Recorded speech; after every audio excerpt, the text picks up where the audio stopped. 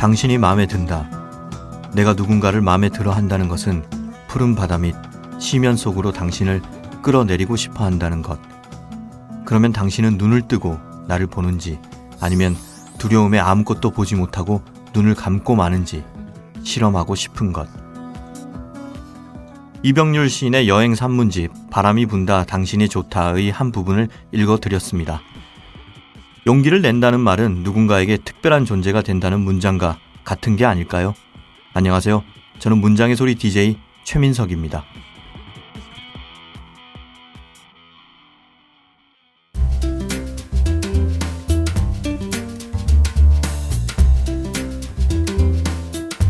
노크 없이 여는 방문.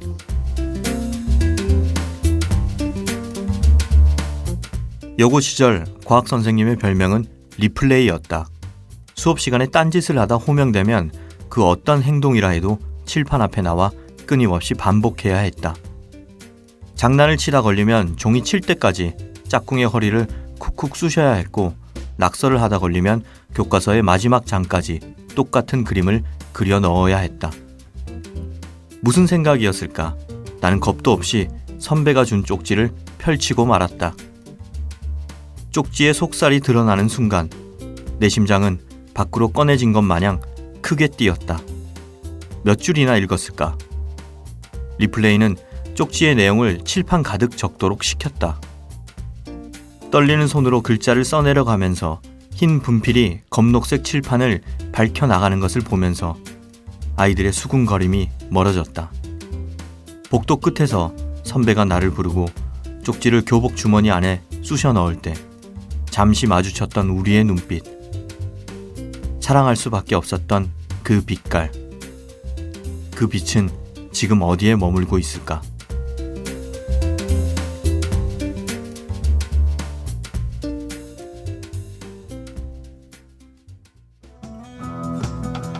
저 하늘 한가운데 내가 보여 바람 닮은 새처럼 날아오를래 저 너머 그곳에 내가 숨겨놓은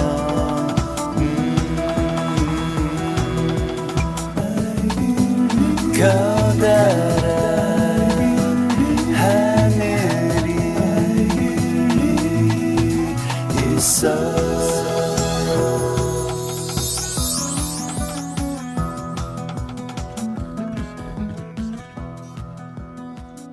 오늘 작가의 방에 모신 손님은 얼마 전 첫 번째 단편집 폴링 인 폴을 출간한 백수린 소설가입니다. 안녕하세요. 안녕하세요. 네, 자리해 주셔서 감사합니다. 네. 먼저 그 청취자분들을 위해서 백 작가님을 간단히 소개하자면요. 2010년 가을에 자음과 모음의 유령이 출몰할 때를 발표를 했고요. 이듬해인 2011년 경향신문 신춘문예에 거짓말 연습이 당선되어 작품 활동을 본격적으로 시작했습니다. 맞죠? 네. 네, 작가님 첫 단편집 낸 거 축하드립니다. 네, 감사합니다. 네, 저도 얼마 전에 읽어봤는데 예전에도 제가 창비에 발표했을 때 폴링 폴을 네. 읽었거든요. 근데 고백을 하자면 사실은 제가 그 독서의 근육이라고 해야 되나?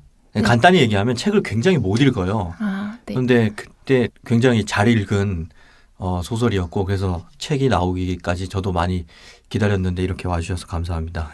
아, 감사합니다. 전공을 불문학으로 하셨잖아요. 네. 근데 어떻게 소설 쪽에는 또 관심을 가지게 되신 건가요?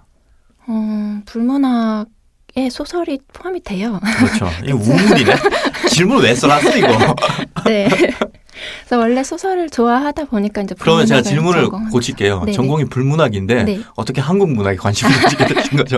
네. 불문학에 관심 가져야 되는 거 아닌가요? 불어로 네. 소설 써야 되는데. 아, 그렇네요. 네. 이거 불어 못해서 한국어로 쓰시는 거 아니에요? 그렇죠. 그렇게 된 거죠. 네, 그냥 원래는 그 성격이 좀 내성적이고 혼자 네. 있는 걸 좋아하다 보니까 소설을 읽는 것도 좋아하고 그래서 쓰고 싶은 생각도 뭐 갖고 그렇게 됐는데요. 불문학을 좋아해서 일단 그럼 불문학 공부를 하면서 모색을 해보자 이런 생각으로 불문학 전공을 하게 됐던 거예요. 근데 제가 알기로는 불어 잘하시는 걸로 알고 있거든요. 잘하지는 못하고 제가 네. 그 검색을 해보니까 네. 작가님이 예전에 네. 불어책을 번역한 게 예, 뜨더라고요. 동화책이에요. 그렇죠. 네. 번역할 정도면 뭐 굉장히 능통한 거죠. 네, 동화책은 쉬워요. 겸손하셔서. 네. 혹시 그 불어의 어떤 점에 매력을 느껴서 공부하게 되셨나요? 불어의 매력을 느껴서라기보다는 불어 문학에? 문학을 네. 좋아해서 그렇게 공부를 하게 됐는데 보통 불문학 전공했다고 하면 다들 불어 공부를 더 이렇게 방점을 찍어서 생각을 네. 하시더라고요. 네, 근데 뭐 불어도 뭐 발음 같은 거 듣기에 뭐 좋고 뭐 그런 면도 있었지만 기본적으로는 제가 불소설을 좋아해서 불소설? 네, 시는 별로 안 네. 좋아했고 어려워서 뭐 그런 졸라나 까미나 뒤라스 네. 이런 작가들 좋아해가지고 공부. 졸라 앞에 이름 붙여주셔야 네, 됩니다. 에밀 졸라. 네. 네, 에밀 졸라. 아 이것도 붙이니까 더 이상하네. 에밀 졸라. 뭐 때도 이상하고 붙여도 이상하고 이름이 거의 그러네요. 프랑스에서는 멀쩡한 이름일 텐데 한국으로 오니까 좀 이상해지네요. 네, 그리고 자음과 모음, 네. 경향신문 두 매체를 통해서 또 등단을 하셨잖아요. 자모에 먼저 소설을 발표하고 그리고 사실은 뭐 몇 달도 안 돼서 경향신문에서 또 신춘문예로 등단을 하셨는데 그 자음과 모음에 어떤 계기로 이렇게 추천을 받게 된 건가요?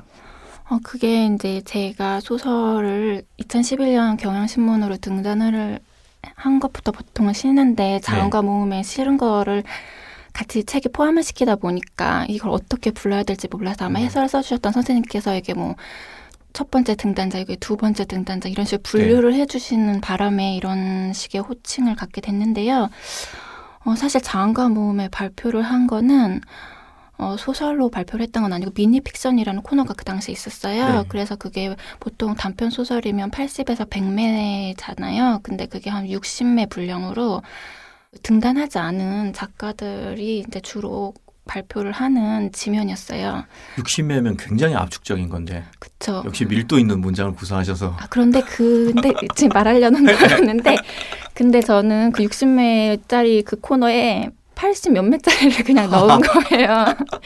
밀도 있게 80매로 그건 아니지만 그 당시에 제가 투고를 많이 하고 있을 때였는데 네. 2010년부터 제가 투고를 좀 시작을 했었거든요. 그래서 투고를 하고 있었던 때였는데 막 좀 떨어지고 그러니까 언제 등단할지 모르고 근데 유령에 출몰할 때를 발표는 하고 싶고 그래서 그냥 미니픽션 코너에 제가 단편 소설용으로 썼던 거를 그냥 넣었는데 그냥 실어주셨던 거죠. 안 자르고. 그래서 그럼 그 소설가가 되고 싶다는 생각은 언제부터 하신 건가요? 그냥 어렸을 때부터 좀 이야기 짓는 걸 좋아해가지고 동화책 읽을 땐 동화 작가가 되고 싶고 뭐 만화책을 읽을 땐 만화 작가가 되고 싶고 그랬어요. 근데 그러다가 이제 소설을 많이 읽게 되면서 이제 소설가가 되고 싶다는 생각은 좀 계속 했었는데요. 약간 재능이 없다는 생각을 좀 많이 하고 겁이 나서 무슨 말씀? 잘 쓰면서. 그때는 그 당시에 지금은 아니고? 아니 지금도 그렇지만 그때는 막 정말 막 소설가는 막 엄청난 재능을 타고난 사람이 해야 된다고 생각을 했는데 난 타고난 것 같진 분명히 않으니까 이 일은 아니겠다. 그래서 많이 도망 다니다가 2009년 석사를 졸업하면서 네. 소설을 좀 써봐야겠다 생각을 했던 것 같아요. 그렇죠. 안 그래도 우리 녹음 전에 지금 대학원 얘기를 했는데 그러면 네. 대학원에서 하는 공부도 지금 불문학인 거죠? 그쵸. 네. 네. 폴링 인 폴 이게 네. 이제 지난 2월에 출간됐는데요. 네. 첫 책입니다. 네. 네. 감회가 어떻습니까? 굉장히 이상한 기분이에요. 어떤 식으로 이상하다는 거죠? 그냥 그게 진짜 이상한 기분인데요. 한 번도 느껴보지 않은 기분인데 책이 처음 나와서 하루는 굉장히 기뻤는데요. 그러고 나니까 그 다음에 굉장히 슬프고 또 막 사람들이 막 얘기해줄 땐 좀 설레다가 집에 혼자 가면 막 무섭고 뭔가 좀 이런 되게 이상하고 설명 안 되는 기분인 채로 몇 주를 지났던 것 같아요. 저는 다른 건 이해할 수 있겠는데 네. 어렴풋이 네. 무섭다는 건 뭐 때문에 무서운 건지 도무지 감을 잡을 수가 없네요. 그래요? 네. 그냥 뭐 누구한테 고소당할 만한 거 아니야 써놓으셨어요? 그런 건 아닌데 도대체 무슨 생각으로 내 이름을 달고 이런 걸 냈을까? 약간 그런 기분? 그런 감정이군요. 네. 아무튼 그렇지만 폴링 인 폴 첫 책은 나왔습니다. 그쵸. 네, 나왔고 이미 서점에 다 깔려 있고 그쵸. 많은 사람들이 이미 봤고 평가를 그쵸. 하기 시작했고 네. 벌써 좋아하는 사람들도 있고 아무튼 물은 엎질러졌습니다. 그쵸. 뭐 이렇게 표현을 하자면 그런데 그 작품 중에서 혹시 가장 애착이 가는 작품이 있다면 무엇인가요? 특별히 애착이 막 더 많이 가는 작품은 없는 것 같고요. 다 시크한데, 비슷비슷하게. 아니요. 근데 애착이 가는 장면들이 오히려 더 있는 것 같아요. 네. 그냥 어떤 소설이 더 막 애착이 가는, 다 애착이 가고요. 기본적으로는. 연민도 좀 느끼고. 네. 근데 어떤 장면들, 좀 망쳤다고 생각하는 소설에 숨어있는 제가 좋아하는 장면, 그런 거에 애착이 더 많이 가는 것 같아요. 백수린 작가님 작품을 읽으면 네. 주로 이제 떠오르는 단어들이 언어, 기억, 소통 뭐 이런 거예요. 그리고 또 작가님 나오신다고 해서 저도 그 폴링 폴의 첫 번째 작품인 감자를 읽어봤는데 네. 감자 역시 그 언어와 소통, 뭐 기억에 관한 이야기를 다루고 있는데요. 평소에 이런 그 데에 관심을 가지고 소재를 많이 모으시는 편인가요?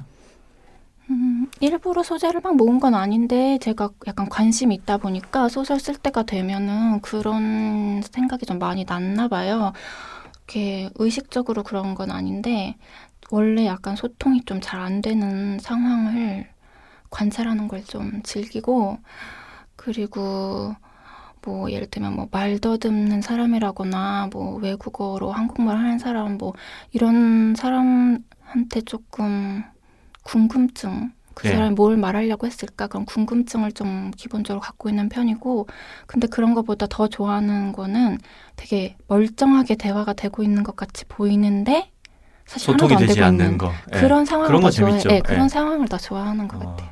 저도 그 보면서 되게 드는 생각이 폴링 인 폴에 보면 그 직업이 제가 읽은 지 하도 오래돼서 네.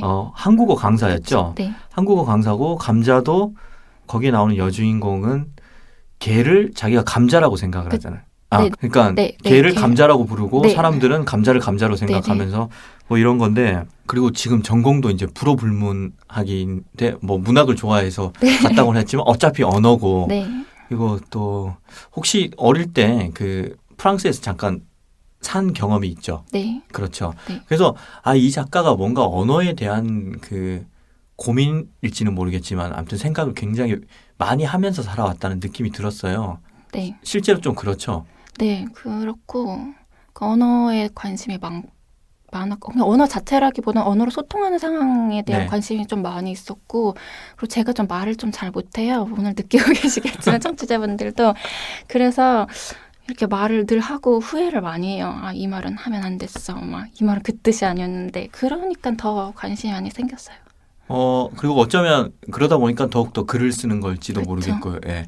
작가들은 제가 만나보니까 거의 극단적이에요. 굉장한 달변가 유형이 있고 그런 사람들은 자기가 하는 말대로 그냥 받아 적으면 작품이 되는 유형이 있고 다른 부류는 굉장히 눌변이에요.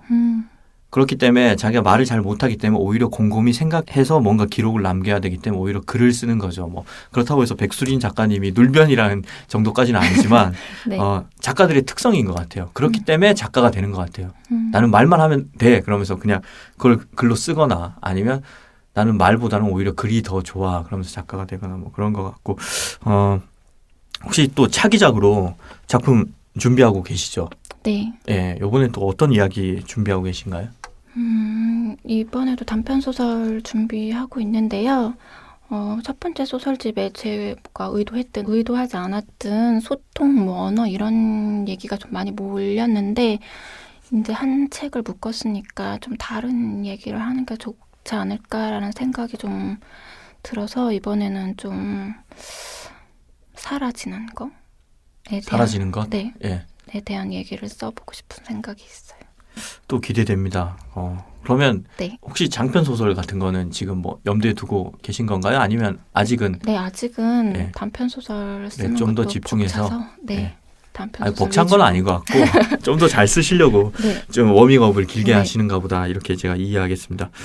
혹시 앞으로의 계획이라면 또 있습니까? 일단은 그 단편 소설 쓰고 있는 걸 네. 잘 마무리하는 게 제일 중요하고요. 그리고는 여행 갔으면 좋겠고 좀 쉬려고요. 제가 지난 학기까지 박사 과정에 있었거든요. 근데 지난 학기에 수료를 했어요. 그래서 이제 12년 만에 방학도 계약도 없는 삶이 시작이 돼서 좀 하려고 하고 예. 있어요. 네. 아, 그러면 지난 학기까지 학교도 다니면서 소설 다 쓰시려면 굉장히 바쁘셨겠네요. 네. 지칠만 합니다. 네, 조금. 혹시 여행 어디로 가시고 싶으신가요? 그냥 어디든 어디든 아무데나 다 좋다는 거예요? 바다가 네. 보고 싶어서 아. 바다를 보러 가고 싶어요. 네. 네. 혹시 소설 외에 영감을 주는 뭐 예술이나 뭐 현상 같은 거 있나요? 뭐 미술이나 영화 뭐 그런 거 보는 거 좋아하는데요. 잘은 모르고, 그러니까 잘은 몰라서 보면 영감을 얻을 때도 있고, 아니면은 제가 불문학 전공을 했는데 네. 사람들이 막 불문학이랑 소설이 무슨 상관이 있고 연구랑 소설은 무슨 상관이 있냐 그러는데, 그 오히려 전 불문학 중에서 막 17세기 소설 막 그런 거 있잖아요. 네. 그런 소설 읽으면 좀 영감을 얻을 때가 많이 있어요. 그게 진짜 폼 나는 건데 옛날 소설 읽고 네. 영감 받는 게 네, 네. 조금 그럴 때가 있어요. 아니 뭔가 우아한 걸 좋아하시는 것 같아요. 그게 뭐 패션이나 이런 게 아니라 문장이 우아하다거나 아니면 그 작품의 분위기가 우아하다거나 그러니까 그런 거를 어느 정도 좀 자기만의 그런 선 기준 같은 게 있는 것 같아요. 그런가? 그런가요? 잘 네, 모르겠는데. 아무튼 저는 뭐 좀 네. 그렇게 느꼈습니다. 네. 저희가 좀 더 얘기를 하고 싶지만 네. 이 문장의 소리가 이 고농도로 압축된 방송이라 어느덧 마지막 질문이 됐는데요. 네. 문장의 소리 청취자 여러분들께 인사 한마디 부탁드립니다. 네, 문장의 소리 청취자 여러분, 이렇게 만나 뵙게 돼서 반갑고요. 첫 책이 나왔습니다. 풀링 인 폴인데요. 첫 책을 재미있게, 재미라는 표현이 어떤지 모르겠지만 어쨌든 재미있게 읽어주셨으면 좋겠고, 또 백수린이라는 소설가가 앞으로 어떤 글을 쓰는지 관심 있게 지켜봐 주셨으면 감사하겠습니다. 네, 오늘 이렇게 귀한 자리 해주셨는데 이대로 저희가 또 보내드릴 수는 없습니다. 낭독을 좀 부탁드렸는데요. 골라오셨죠? 네. 네, 어떤 소설? 첫 번째 소설인 감자? 네, 감자의 실종. 네. 네. 감자의 실종에서 어떤 부분? 거의 마지막 장면. 마지막 장면이요? 네. 예. 그러면 백수린 작가의 이 개성 있는 목소리로 낭독을 청해 듣도록 하겠습니다. 키보드 위에 두 손을 가만히 올려놓아 본다. 나의 왼손가락들과 오른손가락들의 움직임에 따라 화면 위에 차례로 떠오르는 글자들을 물끄러미 본다. 그것들을 다시 차례대로 하나씩 지운다. 나는 하나라고 적어본다. 연필이라고도 적어본다. 희망이라고도, 안녕이라고도, 외로움이라고도, 아니 두려움이라고도. 다시 모든 기호들을 차례로 지운다. 키보드에서 손을 떼고 잠깐 두 손을 움켜쥐어 본다. 손끝에 차가움이 느껴지고 나는 내가 손을 마는 만큼 딱 그만한 크기로 생긴 어둠을 느낀다. 다시 키보드 위에 손을 얹는다. 나는 하는 수 없이 내가 생각하는 한 가장 오해의 소지가 적은 단어들을 골라서 사건의 경위를 적는다. 그러다 보니 한 뼘 정도면 충분할 듯했던 글이 점점 더 길어진다. 길어질수록 마음은 더욱 불안해진다. 글을 다 마치고 나자 나는 이 글이 나 아닌 누군가에게 완전히 오독되지 않을까 하는 공포감에 다시 한번 휩싸인다. 이 글을 왜 쓰고 있는 것일까 하는 물음이 자꾸만 불쑥불쑥 의식 위로 떠오른다. 그때마다 나는 내가 잃어버린 것을 생각한다. 문득 바나나의 뜻이 무엇이냐고 묻는 기억시나 사랑의 뜻이 변해버렸다고 말하는 사랑시도 이런 두려움 속에서 글을 쓰지 않았을까 하는 생각이 저 깊은 곳에서 고개를 든다. 위안이 든다. 그러니까 어쩌면 A는 지금 곤히 자고 있을 것이다. 언니의 결혼식은 성공리에 끝날 것이다. 나의 삶은 더 이상 계획대로 흘러가지 않을지도 모른다. 그렇지만 나는 누구에게도 정확한 이유를 설명할 수 없을 것이다. 확인 버튼을 클릭한다. 글이 전송되었습니다. 바뀐 화면 위로 다시 커서가 반짝거린다. 창밖은 어두웠다. 집안은 죽은 듯이 고요했다. 그 어두움과 고요의 시간에 절망에 대한 두려움과 희망에 대한 기대가 의좋은 남매처럼 손을 맞잡고 기지개를 켤 때 누군가에게 보내는 마지막 전멸 신호처럼 커서는 뚜뚜뚜 일정한 간격을 갖고 깜빡거린다. 그리고 그 순간, 바로 그 순간에 나의 말들이 빛보다도 더 빠른 속도로 당신들에게 날아갔다. 아니, 날아가고 있다. 네, 감사합니다. 이렇게 귀로 들어보니까 문장이 낭독하기에 굉장히 좋은 문장이네요. 아, 그래요? 예, 만연체는 낭독하기에 호흡이 벅차서 힘들거든요. 근데 읽을 때는 뭐 잘 몰랐는데 들어보니까 확실히 문장이 짧아서 그 낭독하기에 정말 좋은 최적화된 문장이다 이런 느낌이 듭니다. 네. 네, 수고해 주셔서 감사합니다. 네, 아쉽지만 백수린 작가님과는 여기서 인사를 나누도록 하겠습니다. 앞으로도 색다른 언어로 이루어진 좋은 소설 많이 기대하고 부탁드리겠습니다. 조심히 가십시오. 예, 안녕히 계세요. 네, 고맙습니다.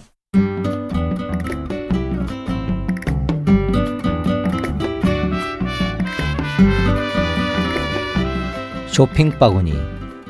당신은 시집을 읽는 사람입니다. 안녕하십니까.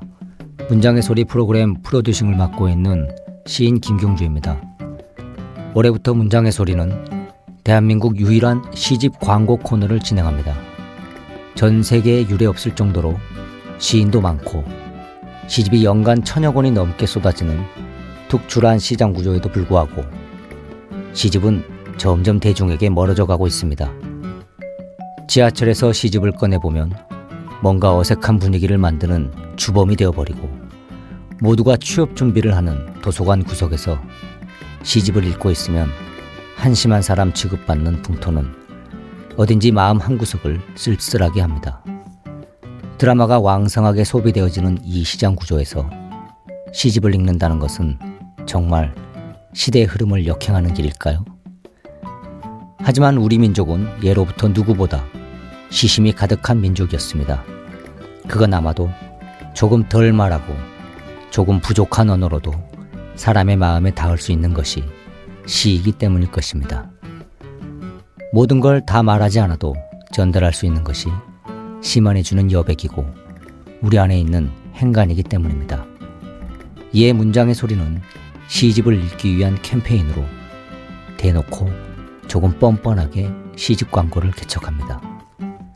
대한민국 유일한 시집 광고 코너는 매주 좋은 시집을 골라 시를 한 편 읽어드립니다. 광고 들어갑니다.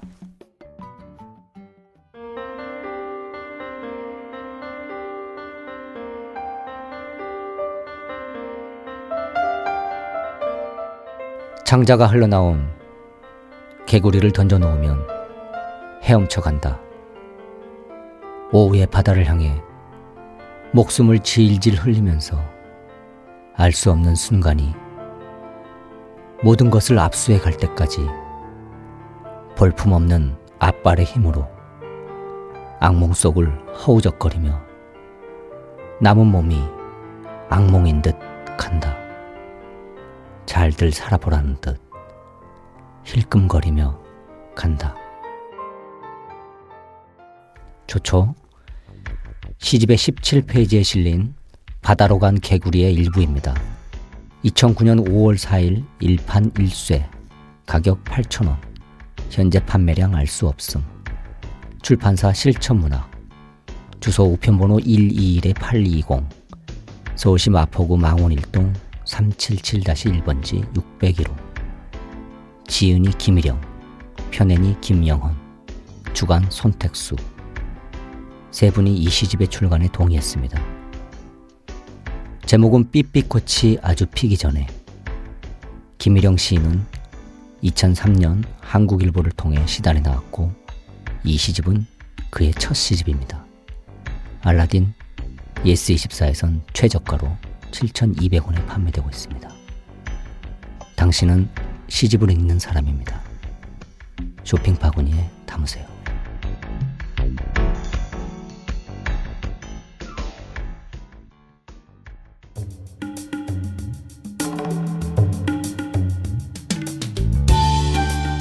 문화 생태계에 거주하는 온갖 사람들의 집합소. 그들이 갈 곳은 여기밖에 없다. 지금 이대로도 좋아요. 시작합니다. 네, 문장의 소리에 야심만만한 새 코너죠. 지금 이대로도 좋아요 시간이 돌아왔습니다. 지난 1, 2회 방송에서는 배우이자 목수, 음악가이자 작가인 게이 곤조 씨와 함께 흥미로운 시간을 가져봤는데요. 오늘은 게스트 분위기가 약간 다릅니다. 일단 미모의 여성분이십니다. 푸드 스타일리스트이자 상수동 카페 스톡홀름의 주인인 전미연님 나와주셨습니다. 안녕하세요. 안녕하세요. 네, 반갑습니다. 일단 우리 청취자분들에게는 또 생소할 수 있는데 지금 전미연님 어떤 일을 하시는지 잠깐 소개 좀 부탁드립니다. 네, 저는 지금 상수동에서 카페를 운영하고 있고요. 커피도 내리고 네, 밥도 만들고 디저트도 만들고 네, 네, 사람들하고 만나면서 허기를 채워주고 있습니다. 그렇죠. 저도 종종 거기에 가서 네. 허기를 채우고 있는데 특히 이 상수동 카페 스톡홀름은 시간과 돈이 없어서 스톡홀름에 갈 수 없는 사람들이 재빨리 갈 수 있는 공간으로 사이폰 커피가 굉장히 일품입니다. 네, 감사합니다. 지금 또 푸드 스타일리스트이시잖아요. 네. 근데 뭐 아시는 분들도 계시겠지만 푸드 스타일링이라는 그 용어에 대해서 좀 생소한 분들도 계실 수 있다고요. 그러니까 그 소개 좀 부탁드리고요. 그리고 또 푸드 스타일리스트라는 직업의 매력은 어떤 게 있는지도 좀 부탁드립니다. 사실은 카페를 오픈하고 네. 작업실처럼 이렇게 같이 병행해서 일을 하려고 그랬는데 쉽지가 않아가지고요. 요즘에는 이제 개인적인 작업들만 하고 있고요. 푸드 스타일링에 대해서 설명해 드리자면은 이제 잡지나 영화, 드라마, 광고 같은데 음식 관련 장면이 나오잖아요. 그것들을 연출하거나 아니면 이제 카페나 레스토랑 등에서 이제 음식 관련 컨설팅을 하기도 그런 일들을 네. 하고 있어요. 아까 그 개인적인 작업 하고 계신다고 했는데 그건 뭔가요? 그거는 네. 그거는 비밀인가요? 네, 네, 책 작업 같은 것도 하고 있고요. 네, 책 준비를 작업은 했던 네. 베이킹 관련된 책을 예전에 이제 준비했었다가 네, 지금 잠깐 준비하고 있는 중이긴 한데요. 이제 곧 나오지 않을까. 역시 저희가 이 문장의 소리라 PD가 섭외하는 이 게스트분들이 다양한 예술 활동을 하시지만 결국은 다들 글을 쓰시는 그런 분들이 많은 것 같아요. 저번에 나오신 게스트는 그 뭐 배우이면서 목수이면서 네, 그런데 들었어요. 또 작가이기도 하더라고요. 네, 네. 또 작가님 또 이 자리에 해주셨네요. 케이터링도 하신다고 들었어요. 케이터링이요? 네. 케이터링은 흔히 이제 잘 모르시는 분들도 많은데 일반적으로 이제 파티나 행사 음식을 특정한 장소에 가서 음식을 제공하는 서비스를 얘기하는데요. 이제 제가 생각하는 케이터링은 이제 컨셉에 맞게 공간을 꾸미고 음식을 제공하는 것에 있어서 푸드 네. 디자인과 이제 연결되는 부분이 있다고 생각하고 있어요. 그러면 이제 케이터링을 신청한 사람의 어떤 공간이나 뭐 그 행사의 성격에 따라서 음식도 좀 바뀌는 건가요? 네, 예컨대 뭐 팔순잔치다. 거기에 뭐 까르보나라를 네. 넣을 수는 없는 거고. 네, 근데 저는 이제 일반적으로 출장 뷔페를 네. 생각하시는 분들이 많은데 제가 하고 싶은 거는 이제 그런 게 아니라 약간 만약에 예를 들어서 이제 그런 팔순잔치 막 이런 네. 거에서 의뢰가 들어온다. 저는 이제 찾아가서 그분이랑 충분히 얘기를 하죠. 네. 어떤 컨셉을 원하시는지. 근데 이제 기존에 있던 거 말고 좀 아주 특이하게 이제 컨셉을 잡고 음식도 예를 들어서 그분한테 맞춰서 하거나 공간도 그렇게 꾸미는 거. 그래서 보통은 이제 전시 오프닝이나 뭐 행사 이런 데 자주 가는 편이에요. 주로 이 주 메뉴는 약간 서양 요리 쪽이시죠? 메뉴는 달라져요. 아, 그래요? 그것도 달라져요. 그렇죠. 가지밥? 가지밥 그렇죠. 제가 스톡홀름의 가지밥을 굉장히 좋아하는데 혹시 하루 일과는 어떻게 되시는지요? 1시에 이제 카페를 오픈하고 11시 정도에 문을 닫고 집으로 가는데요. 저희 하루 일정은 오시는 이제 손님에 따라서 되게 달라져요. 공간은 같은데 누가 찾아오냐에 따라서 이제 달라지고 그리고 이제 오픈 전에 늦잠을 많이 자가지고 1시에 오픈을 잘 안 할 때가 많아가지고 그렇죠. 제가 지금 그 얘기 하려고 했는데 1시에 오픈 잘 안 하잖아요. 내가 여기서 1시에 만나자고 약속을 했다가 입장도 못한 경험이 여러 번 있습니다. 앞으로 1시에 오픈 꼭 네. 부탁드립니다. 네. 열심히 해야 되는데. 네. 그런데 이 카페 스톡홀름은 어떤 계기로 오픈하게 됐나요? 아시는 분이 이제 공간이 좋은 데가 낫다고 해가지고 네.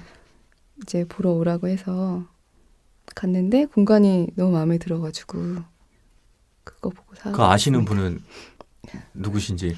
저희 이제 형부 되시는 아, 분이. 그러시군요.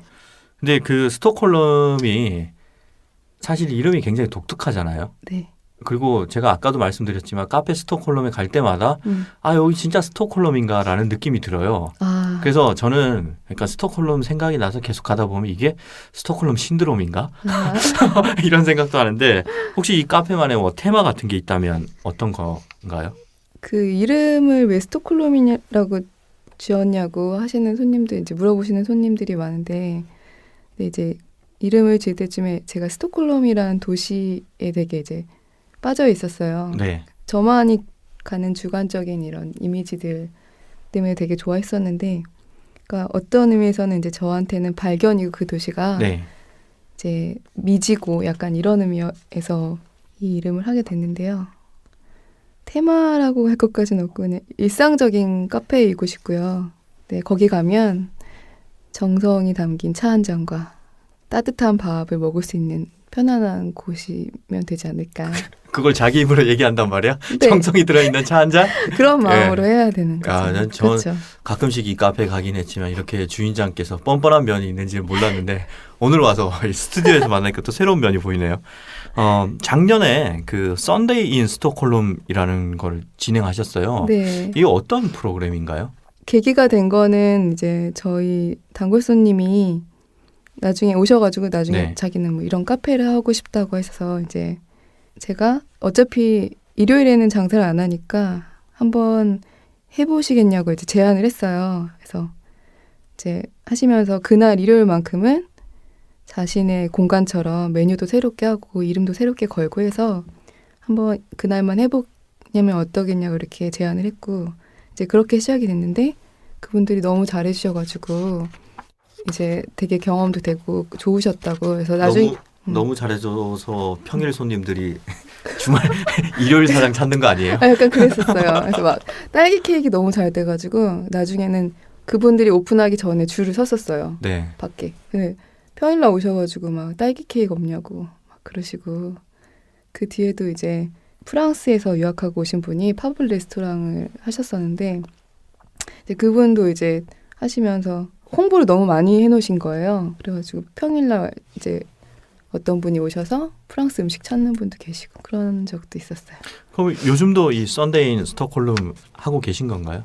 지금은 안 하고 있는데요. 네. 원하시는 분이 있으면은 이렇게 받아요. 신청을 받고 지금 네 하고는 있어요. 그럼 제가 나중에 한번 네, 꼭 하는 걸로. 네, 꼭 해주세요. 재밌어요. 아, 네, 감사합니다. 네, 저희 문장의 소리는 또 문학 독자들도 듣지만 네, 예, 작가들도 듣거든요. 혹시 네. 작가들에게 추천하고 싶은 간식이나 네. 뭐 간단히 만들어 먹을 수 있는 음식의 레시피 같은 거 있다면 하나만 소개 부탁드립니다. 저는 보통 이제 사람들한테 음식을 제안하거나 그럴 때 그 사람 표정을 많이 보거든요.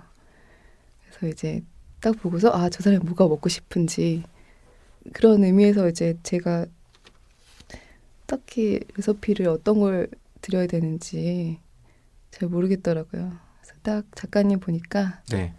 일단 그럼 저는 뭐 작가님 보니까 지금 네. 맞춰야 되는데 지금 딱 떡라면 떡라면요? 떡라면 예, 떡라면 좋네. 떡라면 예. 어떠세요? 좋습니다. 예. 지금 동네에서 카페를 하고 계시잖아요. 네네. 그러면 그 골목만의 매력이랄까 뭐 특별한 점 같은 것도 느끼시나요? 네, 상수동은 홍대 이제 주변인데 카페에서 가만히 이렇게 밖에 내다보고 있으면 그 사람들이 사는 동네의 모습이 많이 이제 보여요. 그래서 저는 그걸 참 좋아하는데 세탁소도 보이고 이발관도 보이고 설렁탕집도 보이고 그래서 예전에는 제 옆에 또 구멍가게가 있고 앞집에 약국도 있고 이제 정말 사람 사는 곳이었죠. 이렇게 지금도 뭐 크게 달라지진 않았는데 그래서 이제 뭐 할머니 할아버지들도 지나다니시고 아이들도 이렇게 지나다니고 맨날 인사해주고 태권도 학원에 이제 어떤 꼬맹이가 처음 등록해가지고 신나가지고 하얀 띠 받아오던 친구가 뭐 빨간 띠가 돼가지고 어느덧 이렇게 오고 네, 그런 정겨운 분위기가 되게 많이 있어요. 골목 어린이의 성장사를 지켜보시는군요. 그럼요. 예. 근데 이게 그런 사람들이 오고 뭐 항상 보고 그러면 기쁜데 네. 어떨 때는 또 손님이 전혀 없거나 음. 카페에 있으면 또 답답할 때도 있잖아요. 네, 네. 그럴 때는 뭐 어떻게 하시나요? 카페에 있을 때 솔직히 책도 읽고 막 사람들이 보면은 막 그러잖아요. 네. 주인이 뭐 앉아서 하고 싶은 거 하고 막 사실은 책이 안 읽혀요. 오늘 손님이 없지? 막 이런 생각이 들고 뭘 하려고 그러면은 이렇게 그래서 저는 이제 시간 때우는 방법 중에 하나로 이제 베이킹을 해요. 베이킹 어차피 베이킹을 해서 뭐 또 만들면 좋고 베이킹을 주로 하고 도망가고 싶을 때는 그냥 문을 닫죠. 그렇죠. 자주 문 닫고 오늘도 문 닫고 오셨잖아요. 그렇죠. 저는 자랑은 아니지만 네. 그래도 나름대로 규칙이 있습니다. 저는. 그래서 그런지 예전에 그 상수동에서 그 네. 카페 일대에서 1000번은 때려치우고 싶은 카페라는 유행어가 네. 이 전미연 씨의 입에서 나왔다는 얘기가 있어요. 네. 카페를 경영하고 싶은 사람들에게 뭐 꼭 조언하고 싶은 게 있다면 그 1000번을 때려치우고 싶었다는 이제 정확히 얘기하면 네. 딱 1000번 때려치우고 싶었다. 카페 뭐 이런 거였는데 예. 손님하고 얘기하다가 나온 얘기예요. 그래서 이제 카페 요즘에 너무 많이 하고 싶어 하시니까 그거를 이제 반대로 이렇게 제목을 내면 어떻겠냐 막 이런 얘기 하다가 나온 건데 이제 저 너무 잘 아시는 분이 저를 보면서 지어주신 책 제목 네, 좋아요. 카페 하는 게 카페 하려는 사람들에게 이렇게 조언 작업실하고 이제 카페를 겸해서 하려는 사람들이 있는데 그거는 생각보다 진짜 쉽지 않은 거거든요. 그래서 카페는 내 공간이라기보다는 공공의 장소이기 때문에 그런 거는 구분을 해야 될 것 같고요.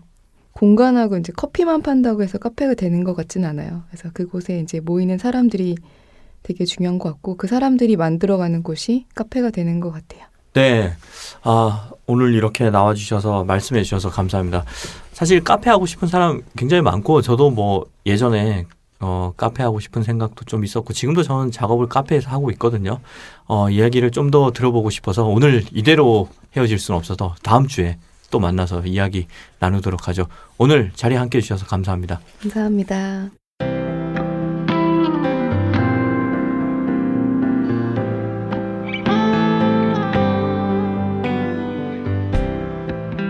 버스커의 노래 벚꽃 엔딩 혹시 아시나요? 이 곡이 봄이 사라진 시대의 사람들에겐 봄이란 이런 느낌이다 라고 알려줄 수 있는 노래로 꼽혔다네요.